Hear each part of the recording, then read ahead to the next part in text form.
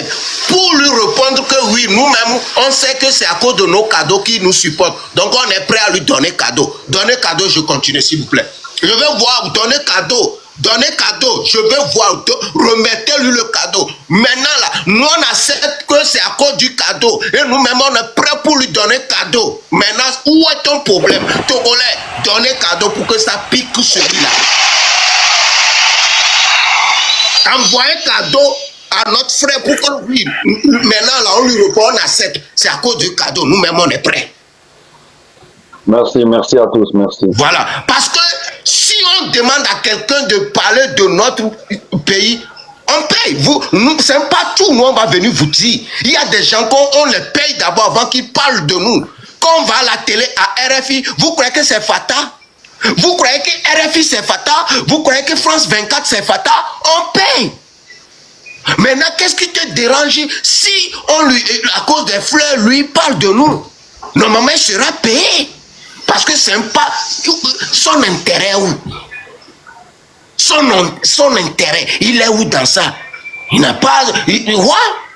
Donc, ton problème avec cadeau là, mon ami, vers Djengerafi. Nous, on ne regarde pas ça. Écoutons encore.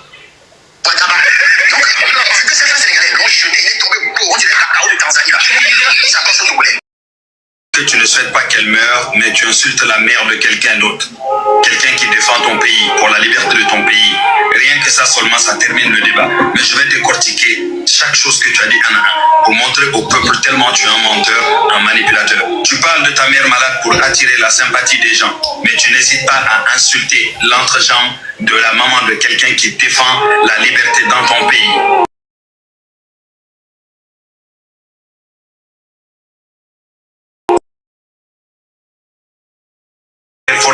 Toi, tu ne me connais pas. Je ne te connais pas. Toi, je ne te calcule même pas. Tu as fait au moins 20 vidéos, 30 vidéos sur moi en t'attaquant à moi parce que tu étais mécontent du fait que je m'attaque au dictateur qui a au Togo. Voilà la réalité. Sinon, moi, je ne te connais pas. Et si tu as remarqué, je ne t'ai jamais calculé. J'ai fait une vidéo en te disant qu'un jour viendra, je vais te répondre. Et ce jour est arrivé, je t'ai répondu. Toi et moi, il n'y a pas de clash entre toi et moi. Je suis plus intelligent que toi. Et ça n'a rien à voir. Le fait que moi, Sénégalais, tu habites dans mon pays, tu es protégé dans mon pays et tu restes là-bas pour m'insulter alors que je me bats pour ton pays, rien que cela montre à quel point tu es indigne. Tu es tombé plus bas que terre. Tu ne mérites même pas d'avoir le titre d'être Togolais. Tu dis que tu as peur de ne pas parler de la situation de ton pays parce que tu as peur d'arriver à l'aéroport et qu'on t'arrête. Dis-moi, toi, tu es mieux que les jeunes Togolais qui meurent dans les rues. Tu es mieux que les jeunes Togolais qui meurent dans les prisons. Tu es mieux que les jeunes Togolais qui sont dans les rues actuellement à affronter les policiers. Merci beaucoup pour la réponse, monsieur Yélan. Arrêté et mis en prison. Ou bien ta maman est mieux que la maman de ces jeunes Togolais-là. Tellement tu es indigne, tu essayes de faire croire à tout le monde que le peuple togolais est un peuple lâche, qui n'a pas le courage. Quand il commence, il ne termine pas, il ne mérite pas d'être aidé. Qu'ils terminent pas, nous, on sera là avec eux. On sera toujours là à les soutenir. S'ils n'ont jamais terminé, la vérité que tu dis pas aux gens, s'ils n'ont jamais terminé tout ce qu'ils ont commencé, c'est parce qu'ils ont été manipulés par des soi-disant leaders qui ont été vendus plus tard. Dès le départ, on nous a bien prévenu qu'il y a des gens comme vous là qui sont payés sur Internet pour décrédibiliser le combat des Togolais. On a très bien compris que tu fais partie de ces gens-là. Tu essayes de créer une espèce de clash. Toi et moi, il n'y a pas de clash. Je ne t'ai jamais répondu à part une vidéo où je dis je vais te répondre à un moment. Ça, c'est pas un clash. Ça, c'est juste pour rectifier toutes tes bêtises. Et surtout pour dire au peuple togolais à quel point ils ont un frère qui est au Sénégal qui est lâche. Parce que oui, il faut vraiment être lâche pour voir ses frères et sœurs mourir et dire que moi je ne dis rien parce que j'ai peur de ceci. Ma mère m'a interdit. On dirait un gamin de 9 ans. Ensuite, tu dis que oui, parce que nous, on a vu House of Challenge, les gens donnaient des cadeaux. C'est pas seulement le Togo qui donnait des cadeaux dans House of Challenge, je te rappelle. Hein. Il y a Burkina, il y a Sénégal, il y a tous les pays carrément qui étaient là en train de participer. Tu nous parles de quelle générosité? Quelle générosité tu nous parles? Et tu nous dis House of Challenge. House of Challenge a commencé il n'y a pas si longtemps. Sauf que tu oublies une chose, tellement tu es concentré sur le Sénégal et que si tu étais un minimum concentré sur ton pays, tu saurais que nous on a commencé ce combat-là bien avant House of Challenge. Bien avant House of Challenge. Et aussi pour te faire un rappel, pour te dire que c'est pas moi je suis allé vers les Togolais, c'est le Togo. Les Togolais qui sont venus vers Yéla, demander à Yéla de l'aide, parce qu'ils ont des frères lâches comme toi qui sont cachés dans notre pays, qui ont des abonnés mais qui ne sont pas capables de dénoncer ce qui se passe dans leur pays. Donc c'est normal. Et je ne suis pas le seul vers qui ils sont venus. On beaucoup comme ça, mais je fais partie des premiers qui étaient là depuis le début, donc c'est normal. Et je te rappelle encore une fois, le combat là, il a commencé bien avant House of Challenge. On l'a commencé bien avant House of Challenge. Quand tu cherches des mensonges à dire là, il faut essayer de réfléchir mieux. Mais bon, à force de mentir, on se rappelle même plus des mensonges qu'on a dit avant. Voilà comment des lâches qui habitent chez moi me remercient pour le combat que je fais pour son propre pays. Lui, il a peur, c'est un peureux, donc il se cache chez moi. Moi, je ne suis pas un peureux, je suis un homme, un vrai Africain, digne de ce nom. Et je suis capable d'aller me battre pour son pays. Mais lui, le lâche là, qui a peur là, il n'a pas peur. Il a peur de se battre pour son pays, mais il n'a pas peur d'attaquer ceux qui se battent pour leur pays. Il est où la logique, s'il vous plaît, les gars? Donc, l'ami, va chercher d'autres mensonges à dire.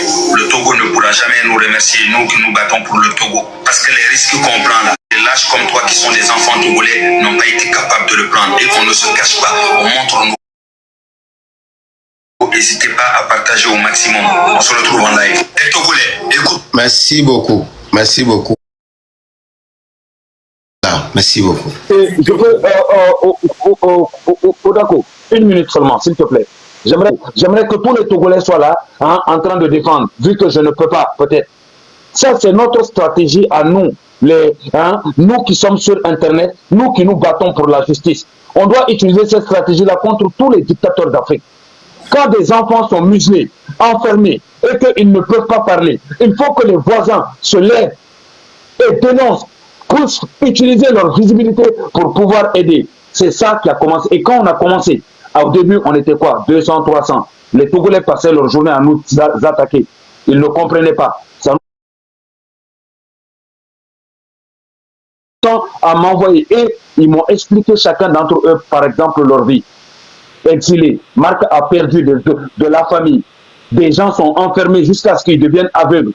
Ils n'ont pas de quoi manger. On les maltraite.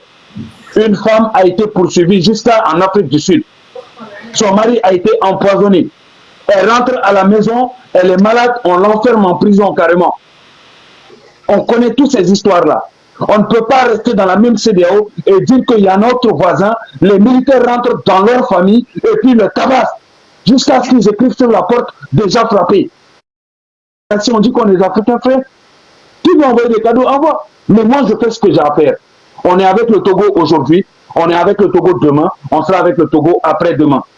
Que vous lâchez l'affaire ou pas. Parce que si le Togo va bien, les voisins vont bien. Si le Togo va pas bien, tôt ou tard, ça va arriver chez nous. Tôt ou tard, le Togo a le port. Je tiens à dire à tous les Africains de l'Ouest, Togo a le port. Si le Togo tombe, tout le malheur de l'Afrique va passer par le Togo. C'est déjà le cas. Même les militaires togolais n'ont pas assez d'armes pour se défendre eux-mêmes.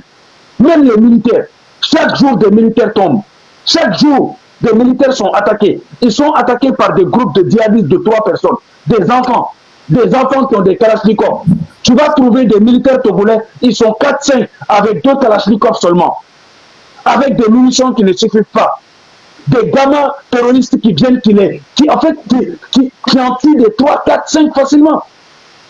Et ça là, quand le Togo va tomber, après c'est les voisins qui vont tomber. Et ainsi de suite. Ça va arriver chez nous, qu'on le veuille ou pas. C'est facile au Togo. Le port, l'air, le sol. Point. Et aujourd'hui même, on ne parle pas de politique. Ce n'est pas une politique intérieure d'un pays, les gars. Ce n'est pas une politique intérieure d'un pays. On parle de la dignité d'un pays. Tous ces gens-là n'ont plus le droit de voter. Leur carte d'identité leur sert à quoi? Leur passeport leur sert à quoi? Leur extrait de naissance sert à quoi? La seule chose qui protège les enfants africains, les enfants d'un pays, c'est leur constitution. Cette constitution a été écrasée. Et aujourd'hui, n'importe quel Togolais qui se lève, qui brûle tout au Togo, la justice togolaise est avec lui. Vous savez pourquoi? Parce que sa constitution lui donne le droit de se rebeller quand sa constitution est bafouée. Donc ils sont dans la légalité. La population est dans la légalité. Il n'y a aucune loi internationale qui peut venir se mettre pour les condamner dans quoi que ce soit. Donc aujourd'hui, qu'est-ce qu'on a à faire? La visibilité que tu as, si ça doit servir, ça n'a qu'à te servir pour aider tes frères. Non, mais quand on se dit la vérité, je vais passer mes journées à faire quoi? À dire quoi? En Palestine, ça va? Au Congo, ok, mais mes voisins sont en train de souffrir. Mes voisins sont en train... Mes contenus sont basés sur ça. Mes contenus sont basés sur l'injustice. Donc, je dénonce. Au lieu d'aller chercher ailleurs, là, hein, on a juste le voisin, là, ici. Et ce n'est pas un simple voisin. Ce n'est pas un simple voisin. On est dans la même CEDEAO, dans la même union qui est censée nous protéger. Dans le même CEDEAO. Écoutez très, très bien. C'est très, très grave ce qui se passe. C'est très, très grave. Tous les enfants de la CEDEAO, ça veut dire que chez vous, s'il y a un dictateur qui vous tue, la CEDEAO ne va pas bouger. Il faut savoir décrypter ce qui se passe. Si demain, un dictateur vous piétine chez vous, comme ça se passe au Togo, la CEDEAO ne va pas piper un mot. Donc déjà, vous êtes dans des problèmes. Vous-même déjà, vous devez vous poser des questions. Vous devez demander à la CEDEAO, qu'est-ce que tu fais pour le Togo? Pourquoi vous ne parlez pas? Qu'est-ce que vous attendez? Vous attendez que le peuple se rebelle? Vous attendez que le peuple commence à tout casser, à tout brûler, et après vous allez dire non, dialogue. Sachez que quand le peuple va se lever, le premier qui va parler de dialogue, toi-même, on va t'allumer. Nous, révolution, dans notre révolution, il n'y a pas de dialogue. On a un seul objectif. Le pouvoir tombe. 1, 2, démocratie. 3, que chaque Togolais puisse s'arrêter devant le palais de la République et dire que j'en ai marre et que personne ne puisse rien y faire. Et que personne ne puisse rien y faire. C'est comme ça qu'on va parler de Afrique unie. Le Togolais qui a passé 58 ans à souffrir, tu crois que toi, tu vas venir lui parler de Afrique unie? Dans quelle union il est? Il va te dire, je suis déjà dans la CEDEAO. Regarde ce que je dis. En fait, aucun Africain même n'est légitime de pouvoir venir parler avec les Togolais. On ne peut rien leur dire. Ils sont dans la CEDEAO. Ils ont donné accès à leur pays. On a la libre circulation. Donc ça veut dire qu'ils sont en train de faire le nécessaire. Et nous, on les regarde mourir pendant qu'on est en train de construire notre pays, pendant qu'on est en train de se développer. Donc ça veut dire que c'est quoi? C'est eux qui n'ont pas de papa, c'est eux qui n'ont pas de maman. C'est eux les vauriens, c'est l'Europe. Tout étudiant togolais doit être là-dedans. Étudiants, médecins, tous. Normalement, ce gars ne devrait même plus être au pouvoir depuis longtemps. Depuis longtemps. Il doit y avoir une force unique qui sort. Une force unique qui sort de l'eau. Il ne faut plus rien calculer. On n'est pas des politiciens. On n'est pas là pour diriger le Togo. Tout ce qui nous intéresse, Faure Simbe et tous ses complices n'ont qu'à tomber. On organise des élections, que le Togolais le plus digne le gagne, et que il y ait la constitution qui soit restaurée, la constitution qui vous arrange. Pas seulement, il faut renforcer cette constitution-là. Renforcer cette constitution et créer une force unique. À côté, à part, hein, que cette force unique-là soit là uniquement pour protéger la population. Le premier président qui se relèvera au Togo pour essayer de faire la dictature, cette force unique sera là pour l'abattre, pour l'enlever immédiatement. Cette force unique est là à veiller seulement au bien-être de la population et garder la constitution, la surveiller, la protéger, la chuchoter pour que les Togolais soient désormais libres à jamais. Plus jamais 58 ans de dictature. Genre, je gère un pays, je finis, je donne à mon fils. Mon fils, il va finir, il va donner à mon petit-fils. Le Togo n'est plus un pays actuellement, c'est une maison. Personne ne respecte le Togo. Chaque jour, je regarde des photos de Adebayor. Je me dis, tu as été footballeur. Oui, tu as été une légende. Quand j'étais petit, je regardais Adebayor. Je faisais même des coiffures de Adebayor, alors que je ne connaissais rien au Togo. Juste seulement parce que je l'aimais. Mais quand tu as fini le football, tu as réussi. Aujourd'hui, tu as un pouvoir. Tu peux être une grande voix pour la jeunesse devant l'ONU, devant les instances internationaux. Aujourd'hui, il y a combien de milliardaires togolais qui peuvent aujourd'hui financer tous ces jeunes-là? S'il faut finir par faire une guerre, il faut faire la guerre. S'il n'y a que ça qu'il y a à faire. Sinon, pour finir et donner la parole à Raoul et à Truc Odako, Kolo Kolo, je ne le connais pas. Il a commencé à s'attaquer à moi seulement parce que je m'attaquais à Faure Simbe. Il a fait croire, vu que les Sénégalais le suivent chez nous, il a fait croire aux Sénégalais que je suis en train de salir son nom, salir le nom de son pays, etc. Donc moi, une question que j'ai posée, il n'a jamais répondu à cette question-là. J'ai dit, et vous tous posez-lui cette question. Kolo Kolo, tu ne connais pas Yela. Pourquoi tu t'attaques à lui? Il ne va jamais te répondre. Yela t'a fait quoi? Il ne va jamais te répondre. Mais Yela peut te répondre, te dire que c'est parce que je m'attaque à Faure Gnassingbé. Maintenant, je lui ai dit, si tu n'es pas avec la dictature de Faure Gnassingbé, tu n'es pas un élément de Faure Gnassingbé, pourquoi tu t'attaques à ceux qui s'attaquent à Faure Gnassingbé? Parce que si tu as seulement peur, et dans ce cas, tu ne parles pas, tu restes dans ton coin. On est bien d'accord, quelqu'un qui a peur, c'est ce qu'il fait. Il ne parle pas, il reste dans son coin. Mais toi, tu as peur, mais ceux qui attaquent Faure Gnassingbé, tu t'attaques à eux. Moi, je ne connais pas Kolo Kolo. Je ne lui ai jamais parlé. Mais il est parti s'associer avec les gens qui sont au pouvoir chez moi au Sénégal. Parce que eux aussi, je les dénonce. Ils ont promis des choses qu'ils n'ont pas fait, donc je les dénonce. Moi, je dénonce tout.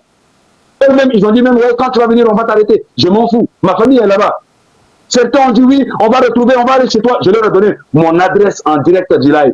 J'ai donné mon adresse. Et puis je les ai répondu, allez chez moi. Moi-même, je veux voir ça. Vous allez trouver des vrais garçons là-bas. Celui qui est garçon, qui rentre chez moi. Je l'ai dit devant mes frères sénégalais. Oui, on va aller chez toi parce que eux, leur parti est au pouvoir. Tu vois, je leur ai dit, écoutez-moi bien. Mon adresse, c'est rue Belfort Angle Maliksi. Allez-y. Si vous êtes là-bas, là, hein, et puis j'ai appelé mes petits frères devant eux. Hein, je leur ai dit, attendez-les devant la porte. Et puis on va voir. Et s'il vous plaît, soyez en live comme ça, on va voir comment ça va se passer. Nous, on est libres, nous. Personne ne nous impose la dictature. Dans aucun monde, dans aucune vie. On est en 2025. Personne ne doit accepter cela. Nous sommes une nouvelle génération qui ne doit pas laisser les gens nous piétiner. Comment un Togolais peut s'arrêter devant un Français à cette heure-ci pour parler? Comment un Togolais peut s'arrêter devant un Américain pour parler? Hein? Alors qu'il ne peut même plus voter. Sa dignité a été piétinée. On ne peut même plus parler d'honneur devant le blanc. Parce que le blanc va dire que je ne suis pas chez toi. C'est ton propre frère togolais qui est en train de te piétiner là-bas. Moi, je t'ai piétiné, j'ai pris ce que j'avais à prendre. Maintenant, ton propre frère est là-bas, il te piétine. Et puis, il m'envoie tout cela. Le Togo a plus de ressources naturelles que le Sénégal. Est-ce que vous êtes au courant de ça? Je laisse la parole à Odakou. Sinon, tout Kolo Kolo, voilà, c'est ça seulement qui a fait que, voilà, on a eu des problèmes. Parce que je m'attaque à ce frère faible Gnassingbé et il a commencé à s'attaquer à moi. Et il m'a donné des noms, tonton Rose, je sais pas quoi. Je ne l'ai jamais calculé. Je n'ai jamais répondu parce que j'estimais que ça ne servait à rien de répondre. Et tous, il va, ouais, même jusqu'à il est parti faire croire aux Sénégalais que moi, je cherchais la nationalité togolaise. Je lui ai dit, ben, j'espère que je vais avoir la nationalité togolaise parce que c'est une fierté. Avoir la nationalité dans notre pays africain. Ça veut dire, si là-bas, un jour, il libère le pays et que, hein, il y a le ministre qui dit, ah, ce jeune homme-là, on l'aime bien, tiens la nationalité. Mais je vais prendre, ça va me faire une nationalité de plus. Il y aura un passeport diplomatique. Ouais, je vais le prendre. Ça va me faire une nationalité de plus. Si toi, tu as honte d'avoir la nationalité du Togo, moi, je n'ai pas honte. Et il a même fait une vidéo. Hein. Il a même fait une vidéo. Carrément. Parce que j'étais en train de féliciter Donné. Je lui disais, oui, tu as gagné House of Challenge, merci beaucoup. J'aime bien l'accueil qu'ils t'ont fait, tu vois. J'aime bien l'accueil et tout. Juste ça. Hein? Et puis j'ai écrit en bas, oui, il a fait une vidéo dessus. Je dis, mais c'est quoi son problème? On essaie de mettre la visibilité sur les problèmes qu'il y a dans ton pays, mais toi, tu sabotes tout le temps. C'est là que je lui ai dit, tu fais partie des éléments de Faure Gnassingbé. C'est pas possible, sinon tu ne le connais pas. Tu ne peux pas t'attaquer aux gens parce qu'ils s'attaquent à un dictateur. Sauf si ce dictateur-là, tu l'aimes.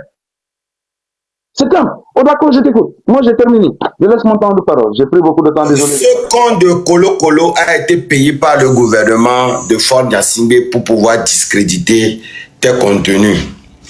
Quelqu'un qui dit que sa maman est souffrante. Pourquoi la maman n'est pas guérie? Parce qu'il n'y a pas d'hôpital au Togo. De toutes les façons, tu n'as pas les moyens pour évacuer ta maman en Europe. Ta maman va mourir au Togo parce qu'il n'y a pas d'hôpital. Comment vous pouvez penser qu'un homme qui a toutes ses facultés peut penser qu'il va aller défendre le Burkina, laissant son propre pays? Comment tu es incapable de balayer ta propre maison, soit disant que ta maison est trop sale et tu t'en vas aider le voisin balayer sa maison? Si tu n'es pas un con, si tu n'es pas un vendu, si tu n'es pas un lâche, comment tu peux dire aujourd'hui que tu es fier d'être togolais? Kolo Kolo, tu dois avoir honte parce que tu es une honte pour le Togo. Ton pays est en danger et tu n'es pas au pays. Et tu insultes les gens qui sont au pays, qui sont faibles, qui ne sont pas courageux. Toi qui es hors du pays, tu n'arrives pas à parler. Et c'est les gens qui sont au pays, hein, qui sont dans la dictature, qui sont menacés, qui sont tués, qui auront le courage de parler. Kolo Kolo, est-ce que tu es normal? Non, parce que tu es juste un vendu.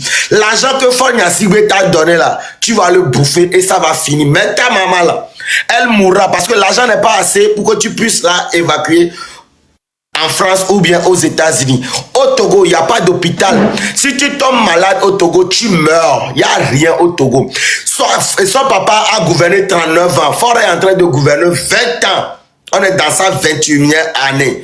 Donc ça veut dire 60 ans de règne. Il n'y a même pas une stade au Togo. Il n'y a même pas d'école. Si tu vois les conditions dans lesquelles les gens étudient au campus universitaire de Lomé, tu vas pleurer. Tu es obligé de te lever à 4 heures ou bien 3 heures du matin pour te présenter à l'amphi avant de pouvoir t'asseoir. Sinon, la salle sera bondée. C'est-à-dire, pour une amphithéâtre de 500 personnes, tu peux avoir jusqu'à 4000 personnes. Tu vois, les gens sont coincés comme ça dans les amphithéâtres. C'est le Togo, ça. Au Togo, tu es au nord, à Kara, et tu es un malade et on doit te faire une dialyse. On te transporte de Kara pour venir à Lomé parce que c'est à Lomé seulement et c'est un seul hôpital à Lomé qu'on appelle Sivanis Olympio qu'on va te faire la dialyse. Et c'est-à-dire, il y a assez de patients qu'il n'y a même pas les médecins. Au Togo, il n'y a même pas de chirurgien. Il y a une misère. Et Fort est en train de narguer toute une population. Fort Nyasigbe, la jeunesse est sortie pour manifester et il donne du riz préparé avec un saucisse aux jeunes qui ont faim. C'est-à-dire, tu as faim et tu sors dans la rue. Il appelle une partie de la population qui ont faim pendant 20 ans et il leur sert du riz. Et le Togolais, tellement affamé, tellement... Je ne vous en veux pas, je vous aime trop, mes frères. Parce que vous avez tellement faim que vous préférez manger un seul repas de midi. C'est-à-dire, vous avez vendu votre dignité juste parce qu'on vous a servi un peu de riz avec de saucisses. Pendant que tu avais fait pendant 20 ans, si tu tombes malade, tu n'as pas d'hôpital pour te soigner. J'ai vu la vidéo, j'ai pleuré toutes mes larmes. Oh, mon peuple souffre tellement que sa dignité vaut seulement un petit plat de riz avec du soja. Voilà, les gens sont en train de préciser dans les commentaires. Petit plat de riz préparé avec du soja. Le Togolais qui a faim pendant 20 ans vend sa dignité. Vous pouvez voir c'est-à-dire la gravité de ce qui se passe au Togo. C'est-à-dire un Togolais, si tu lui donnes 100 francs, il est capable de dire vive Fort Nyasigbe parce qu'il a tellement faim, il se dit au moins ce midi, je vais manger. Voilà comment le dictateur Fort Nyasigbe, le sanguinaire, a rendu mon peuple. Vous savez quoi? Fort Nyasigbe brûle toutes les marchés pour que la pauvreté s'accroisse dans le pays, pour qu'il puisse marginaliser le peuple, pour qu'il puisse avoir le pouvoir et de donner un peu d'argent. C'est-à-dire, si tu as trop vendu ta dignité au Togo, c'est 2000 francs avec du sardine. C'est-à-dire, 2000 plus un sardine, tu peux vendre ta dignité au Togo. Tellement, ils nous ont rendu tellement pauvres dans le pays que c'est-à-dire, on vit une galère pas possible. Oh, nos ancêtres, Sylvanus Olympio, Tavio Amorin,